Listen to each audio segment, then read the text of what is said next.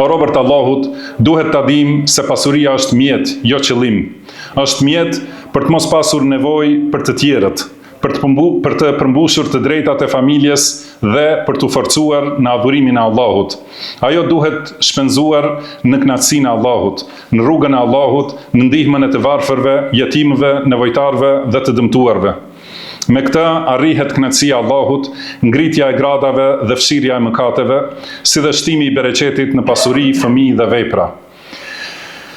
Dhe ta di besimtari se do të pyetet ditën e Kiametit për pasurinë nga e fitoi dhe ku e shpenzoi. Një nga parimet më të rëndësishme në fe është ruajtja, devotshmëria, largimi nga haramet dhe dyshimet dhe kërkimi i rizkut të lejuar. Allahu i lartësuar thot: Ja eyyuhalladhina amanu kulu min tayyibati ma razaqnakum washkuru lillahi in kuntum iyyahu ta'budun. O besimtar, hani nga të mirat që ju kemi furnizuar dhe falenderoni Allahun, nëse jeni që vetëm ata e adhuroni. Dhe thot: Wala ta'kulu amwalakum bainakum bil batil. Mos e hani pasurinë e njëri tjetrit me të padrejtë. Dhe thot: Ja eyyuhar rusulu kulu min at-tayyibati wa'malu salihan.